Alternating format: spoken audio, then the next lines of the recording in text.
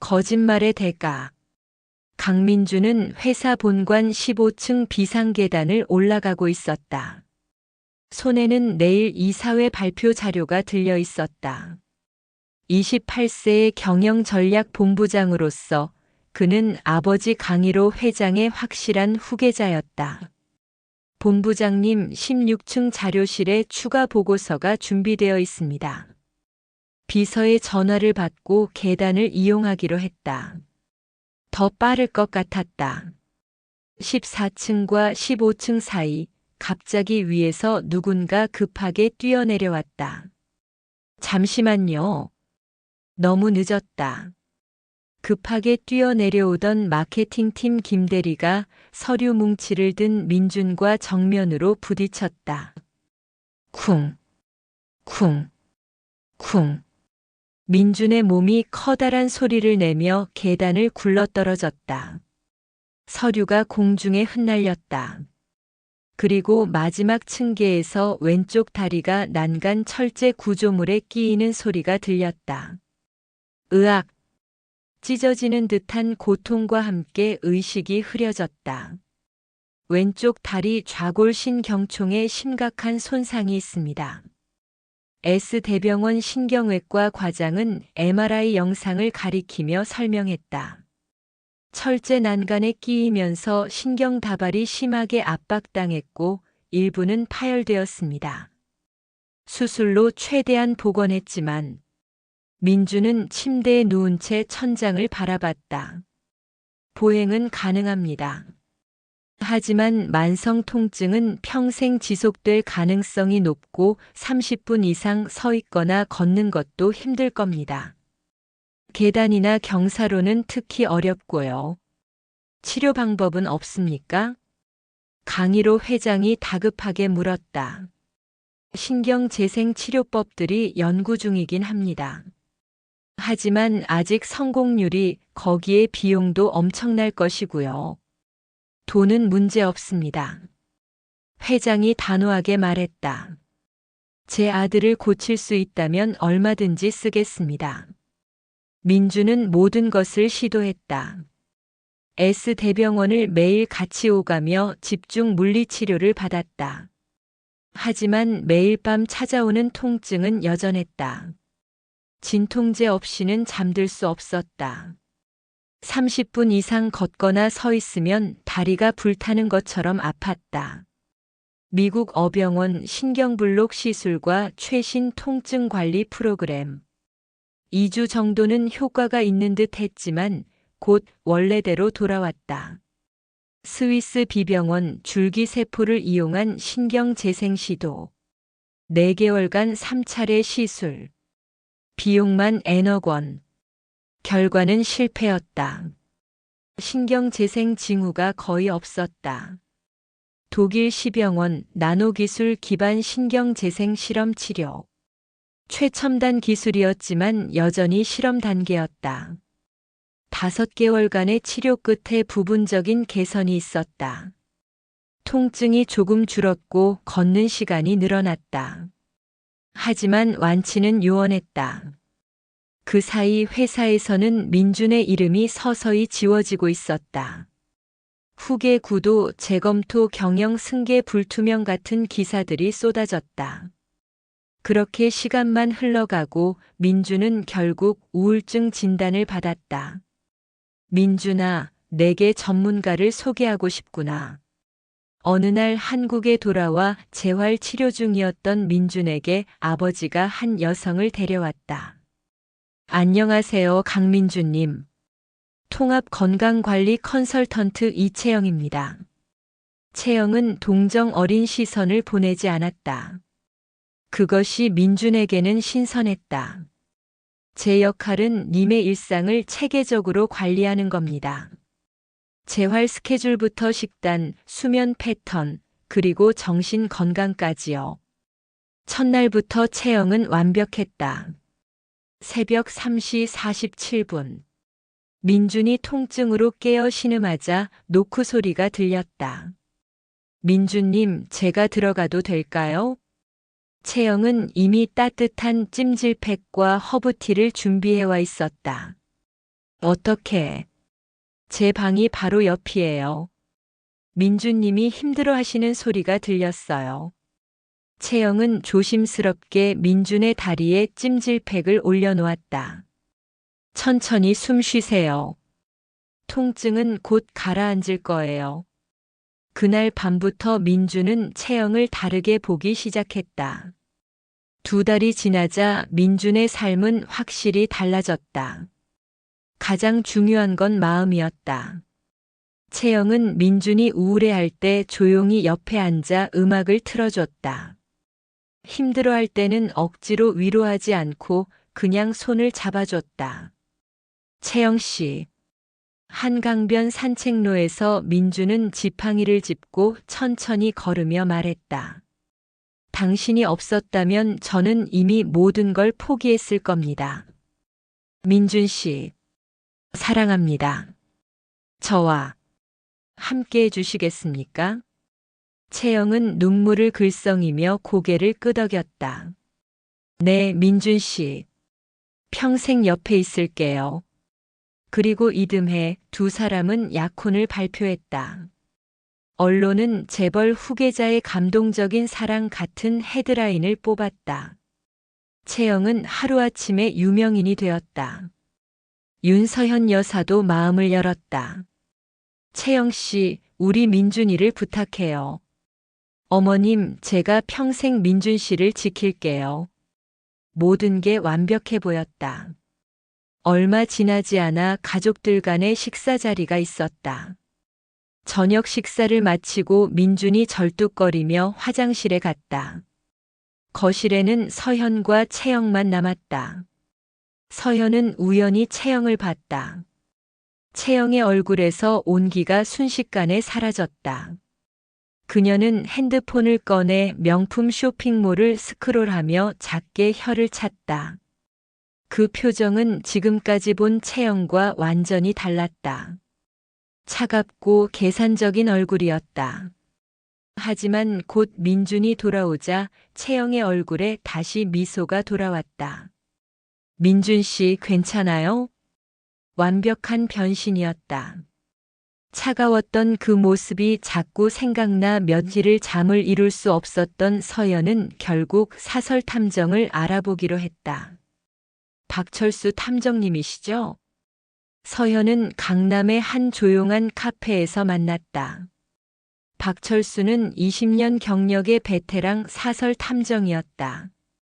이채영이라는 여성을 조사해 주세요. 32세 라이프스타일 컨설턴트로 일하고 있고 제 아들의 약혼녀입니다. 서현은 채영의 사진과 기본 정보를 건넸다. 과거 경력, 인간관계, 모든 것을 알고 싶어요. 어떤 의심이 드시나요? 그냥 모든 게요. 증거는 없지만 그저 제 직감 때문입니다. 하지만 틀렸으면 좋겠네요. 박철수는 고개를 끄덕였다.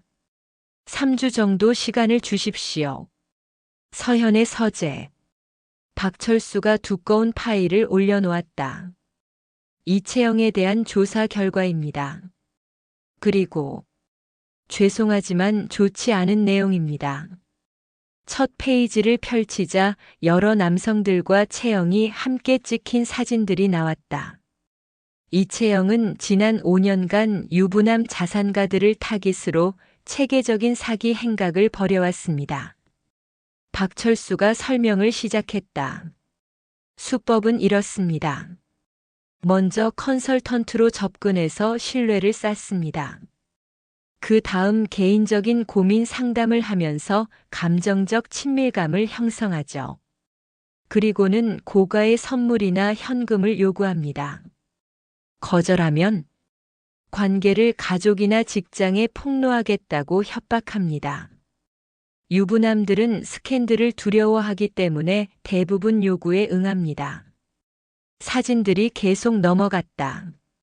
명품 매장, 고급 레스토랑, 특급 호텔. 확인된 피해자만 7명입니다. 그들에게서 받아낸 금액은 총 30억 원 정도로 추정됩니다. 서현의 손이 떨렸다. 그리고 이건 2주 전 녹음된 통화 내용입니다. 공공장소에서의 대화라 합법적으로 녹음 가능했습니다. 마이너스 오빠 나야. 응, 계획대로 잘 되고 있어. 마이너스 뭐 그게 더 좋지. 그 지팡이 신세가 뭘 할 수 있겠어. 회사 물려받는 것도 이미 틀어졌고. 마이너스 아니 오히려 완벽해. 6개월만 결혼 생활 버티고 이혼하면 위자료로 최소 15억은 받아낼 수 있을 것 같아. 마이너스 당연하지. 내가 얼마나 헌신했는지 증거가 산더미야. 새벽까지 간병하고 병원 동행하고 정신적 지주 역할까지 했다고. 변호사한테 확인했어. 법적으로 완벽해. 마이너스 불쌍하긴. 그냥 걸어다니는 ATM기지 뭐. 매일 밤마다 내가 얼마나 힘든데 근데 돈 생각하면 참을 만해. 그리고는 채영이 웃는 소리가 들렸다. 서현은 고개를 떨구었다. 분노보다 아들이 받을 충격이 걱정됐다. 박 팀장, 이걸 민준이가 알면 제 생각에는 당분간은 강민준 씨한테 직접 보여주지 않는 게 좋을 것 같습니다. 여기서 정신적인 충격까지 받게 된다면 결혼을 막아야 해요. 서현은 깊게 숨을 들이쉬었다. 증거가 더 필요합니다. 지금 이 정도로는 그 애가 발뺌할 수 있어요. 그러면 민준이는 오히려 저를 원망할 겁니다. 확실한 증거를 모아야겠군요. 가족 모임이 있던 날 강 회장은 민준과 채영을 불러 앉혔다. 그리고는 강 회장은 서류 봉투를 꺼내 들었다. 너희 결혼 선물을 준비했다. 강남 5호동 아파트야. 채영의 눈이 번쩍 빛났다. 옆에 앉아있던 서현이 조용히 말을 이어나갔다. 일단 선물로 채영이 명의로 증여하마. 그리고 말이지. 결혼식까지 아직 3개월 남았지만 미리 그 집에 들어가서 신혼생활을 연습해보는 게 어때? 서로 더 잘 알아가는 시간도 되고. 정말요? 어머님? 채영은 기쁨을 감추지 못했다. 좋아. 그럼 최대한 빨리 이사 들어가는 걸로 하자. 집은 이미 깨끗하게 정리되어 있단다. 그리고 며칠 뒤 증여 계약서 작성일. 이채영 씨, 여기 서명하시면 됩니다. 변호사가 두툼한 계약서를 내밀었다. 채영은 들뜬 마음으로 첫 페이지만 대충 훑었다. 증여인 강희로. 수증자 이채영. 목적물 서울시 강남구 5호동. 여기, 그리고 마지막 페이지에 서명하시면 됩니다. 채영은 망설임 없이 3곳에 서명했다. 그녀가 놓친 것은 계약서 중간의 작은 조항이었다. 제12조 5항 마이너스 보안 및 안전관리. 본 부동산에는 화재, 침입, 안전사고 예방을 위한 통합 보안 시스템 CCTV 포함이 설치되어 있으면 수증자는 이에 대해 사전 고지받았음을 확인하고 시스템 운영에 동의합니다. 보안 영상은 범죄 예방 및 안전사고 대응 목적으로만 활용되며 관리 주체는 증여인으로 합니다. 작은 글씨로 빼곡하게 적힌 조항. 채영은 읽지 않았다. 축하합니다, 이채영 씨. 이제 이 아파트는 당신 것입니다. 감사합니다. 그날 밤 박철수는 아파트에 먼저 들어갔다. 민준과 채영이 이사 오기 전 마지막 준비 시간. 최신형 초소형 카메라들이 설치되었다. 완전히 위장되어 있어서 전문가가 아니면 찾을 수 없었다. 침실 내부는 설치하지 마세요. 프라이버시 침해로 문제될 수 있으니까. 알겠습니다. 대신 침실 입구 복도에 하나 더 설치하겠습니다. 음성도 녹음됩니까? 네. 선명하게 녹음되고 모든 영상은 실시간으로 암호화된 서버에 백업됩니다. 좋아요. 철저하게 부탁합니다. 와, 진짜 멋지다. 이사일에 와본 새 집이 너무나 마음에 들었던 채영은 흥분을 감추지 못했다. 한강 뷰가 펼쳐지는 거실, 최고급 가전제품들. 그리고 이 모든 게 자기 명이었다. 채영아, 행복해? 민준이 지팡이를 짚고 다가와 물었다. 당연하죠, 민준 씨. 당신과 함께라면 어디든 행복해요. 채영은 민준을 끌어안았다. 그날 밤 민준이 진통제를 먹고 먼저 잠들자 채영의 표정이 변했다. 다음 날 민준이 회사에 간 사이 채영은 30대 초반으로 보이는 한 남자를 집으로 불렀다. 채영은 그 남자의 목에 팔을 감으며 소파로 끌어당겼다. 자기야, 이거 봐. 알아보니깐 이 아파트 시세가 30억 정도래. 와, 대박. 근데 진짜 결혼까지 할 거야? 당연하지. 결혼해야 위자료를 챙길 수 있잖아. 채영이 킥킥거리며 웃었다. 강민준 그 새낀 매일 밤 진통제 먹고 끙끙거려. 솔직히 역겨운데 돈 생각하면 참을 만해. 그리고 또 다른 날에 찍힌 CCTV 속 민준이 침실에서 자고 있을 때 채영은 거실에서 전화를 하고 있었다. 언니, 나야. 응, 잘 돼가. 이제 곧 결혼이야. 결혼 끝나면 일 진행해줄 변호사도 이미 알아봤어. 위자료를 얼마나 요구해야 할까 고민 중이야. 아파트 시세만 30억이라는 거 있지? 강민준 그 장애인 하나 참는 것 치고는 괜찮은 거래지. 채영은 침실 쪽을 힐끗 보며 말했다. 솔직히 그 다리로 뭘 하겠어. 이미 회사에서도 밀려났잖아. 난 그냥 가라앉는 배에서 탈출하는 거야. 그렇게 서연은 매일 밤 찍힌 영상을 확인했다. 분노가 치밀었지만 더 큰 건 아들에 대한 걱정이었다. 박 팀장, 이 정도면 충분한 것 같습니다. 강민준 씨한테는 먼저 알리시겠습니까? 그래야겠죠. 아무리 충격이 크더라도 진실을 알 권리가 있어요. 서현의 서재. 민준이 불려왔다. 어머니, 무슨 일이세요? 민준아, 앉아라. 내게 보여줄 게 있다. 서현은 노트북을 켰다. 박철수가 정리한 파일을 열었다. 민준의 표정이 굳었다. 어머니, 설마. 나를 원망하더라도 일단 봐라. 먼저 과거 사진들. 채영이 다양한 남성들과 찍은 사진들. 이건 컨설팅 업무잖아요. 계속 봐. 그 다음은 피해자들의 진술서. 채영에게 사기를 당한 7명의 남성들.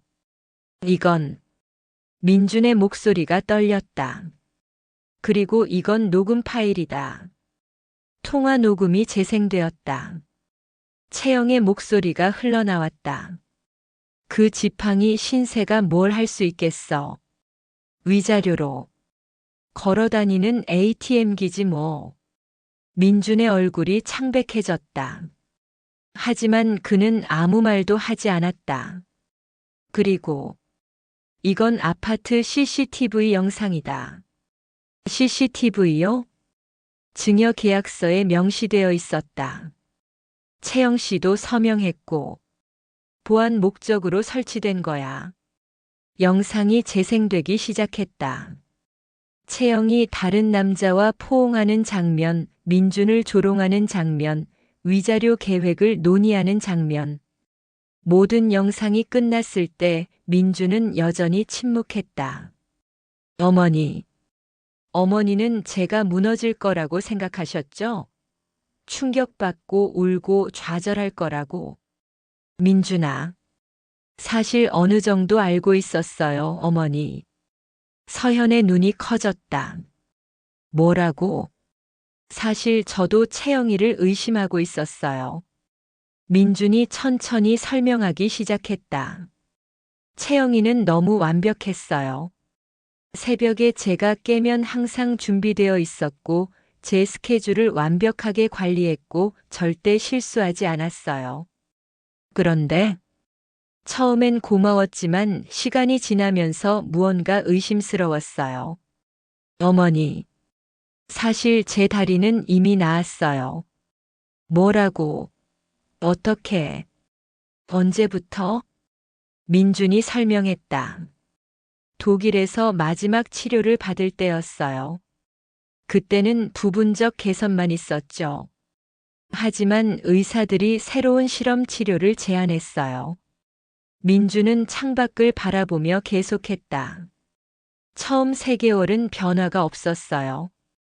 그런데 그해 한국에 들어오고 재활치료를 하면서부터 통증이 줄기 시작했어요. 그리고 얼마 뒤 완전히 사라졌고요. 그럼 그때 이미, 네, 그때 이미 완치되었어요. 뛰는 건 조금 힘들지만 걷는 것 정도는 이제 문제 없어요. 서현은 믿을 수 없다는 표정이었다. 그런데 왜 숨긴 거니? 제가 완치되었다는 사실을 아무도 몰랐어요. 의사들한테도 비밀로 해달라고 했죠. 왜냐하면 확인하고 싶었거든요. 뭘 알고 싶었어요. 그녀가 보여주는 마음이 진실인지. 그래서 일부러 회복 사실을 숨긴 거구나. 하지만 확인해야 했어요. 제 직감이 틀렸기를 바랐지만 결국 맞았네요. 그럼 이제 어떻게 할 거니? 민준이 핸드폰을 꺼냈다. 채영에게 문자를 보내겠어요. 오늘 우리 집에서 가족 모임이 있다고요. 민준아, 괜찮겠니? 괜찮아요, 어머니. 이미 그동안 연기해 왔는걸요. 민준이 씁쓸하게 웃었다. 그날 저녁 강 회장의 집 초인종이 울렸다. 민준 씨, 무슨 일이에요? 갑자기 가족 모임이라니. 채영은 환하게 웃으며 들어왔다. 하지만 거실의 분위기를 보고 표정이 굳었다. 채영이 조심스럽게 앉았다. 불안한 기색이 역력했다. 채영 씨. 서현 여사가 리모컨을 들었다. 당신에게 보여줄 게 있어요. 화면에 채영의 과거 사진들이 나타났다. 여러 남성들과의 사진, 명품 쇼핑 사진들.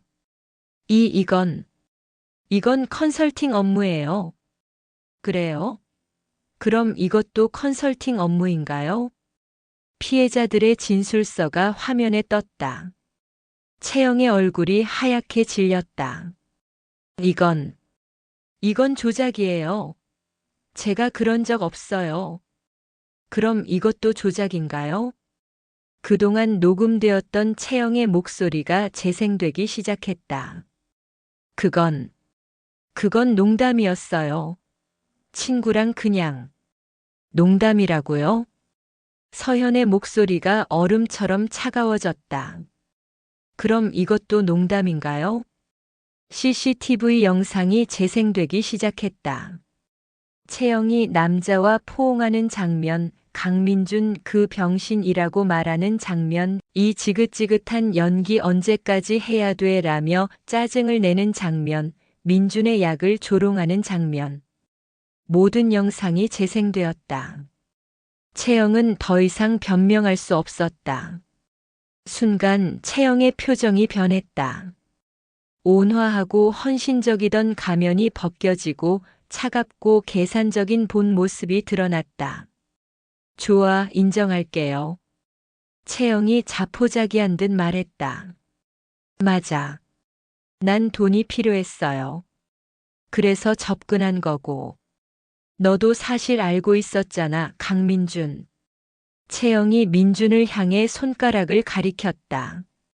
넌 그 병신 같은 다리 때문에 이미 끝난 거야. 회사에서 밀려났잖아. 평생 지팡이 짚고 살 거면서. 채영아, 진정하고. 진정하라고. 내가 얼마나 참았는데. 매일 밤 내가 끙끙거리는 거 들으면서 진통제 챙겨주면서. 채영의 목소리가 점점 커졌다. 그게 얼마나 역겨웠는지 알아. 하지만 난 참았어. 돈 때문에. 앞으로 받게 될 돈이면 충분히 참을 만한 가치가 있으니까. 민준이 조용히 말했다. 그렇게 역겨웠어? 당연하지. 넌 그냥 걸어다니는 현금 인출기였어. 채영이 비웃었다. 평생 그 다리 끌고 살면서 사랑을 논하지 마. 침묵이 흘렀다. 그리고 민준이 천천히 일어섰다. 민준은 지팡이를 바닥에 내려놓았다. 채영아, 한 가지 착각하신 게 있어. 뭐? 그 순간 민준이 걷기 시작했다. 아무런 절뚝거림 없이, 아무런 고통의 기색 없이 완벽하게 똑바로. 채영의 눈이 커졌다. 믿을 수 없다는 표정이었다. 어떻게 걷는 거야?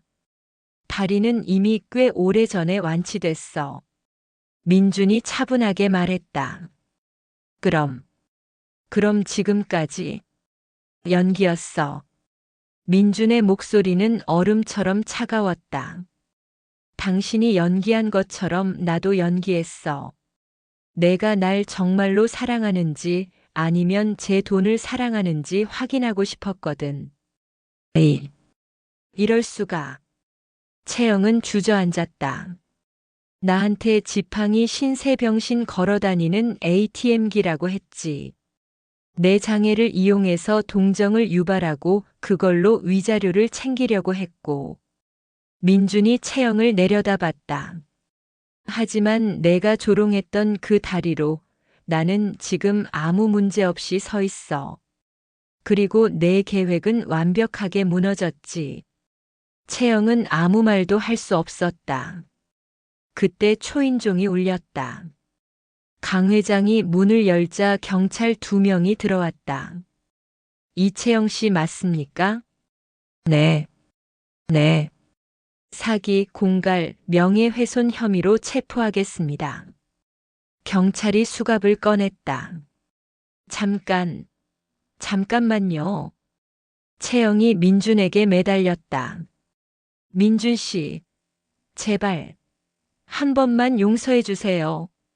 제가 잘못했어요. 민준은 차갑게 그녀를 내려다봤다. 용서? 네. 제가 정말 잘못했어요. 다시는 안 그럴게요. 제발. 당신은 오랜 기간 동안 우리 가족을 속였어요. 저를 사랑한다고 평생 함께하겠다고 말하면서요. 민준의 목소리에 감정이 섞였다. 그게 얼마나 고통스러웠는지 알아요? 사랑한다고 믿었던 사람이 사실은 날 욕하고 있다는 걸 알면서도 모르는 척. 웃어줘야 했던 게 얼마나 힘들었는지 알아요? 채영은 고개를 숙였다. 제가 지팡이 없이 걸을 수 있게 된 건 의학의 발전 덕분이에요. 하지만 당신이 남긴 상처는 어떤 치료로도 낫지 않을 것 같네요. 민준이 고개를 돌렸다. 이채영은 1심에서 징역 3년을 선고받았다. 다른 피해자들의 추가 고소로 형량이 더 늘어날 가능성이 있었다. 강민준은 회사로 복귀했다. 완벽하게 회복된 모습으로 이사회에 참석했을 때 모든 임원들이 놀라워했다. 강 회장이 발표했다. 강민준 본부장이 향후 2년 내에 부회장으로 승진하고 5년 내에 회장직을 승계할 것입니다. 박수가 터졌다. 하지만 민준은 웃지 않았다. 민준은 혼자 한강변을 걸었다. 지팡이 없이 완벽한 걸음걸이로. 그는 채영과 처음 고백했던 그 장소에 섰다. 사랑합니다. 저와 함께 해주시겠습니까? 그때의 자신이 얼마나 순진했는지. 민주는 하늘을 올려다봤다. 그는 승리했다. 채영의 계획을 무너뜨렸고 그녀를 법의 심판대에 올렸다. 회사 경영권도 다시 확보했다. 하지만 승리감은 없었다. 제가 이긴 건가요, 어머니? 며칠 전 어머니에게 물었던 질문. 이겼지, 민준아. 내가 진실을 밝혀냈잖니. 하지만 전 아직도 채영의 목소리가 들려요. 사랑해요라고 말하던 그 목소리가요. 그날 밤 어머니는 아무 대답도 하지 못했다.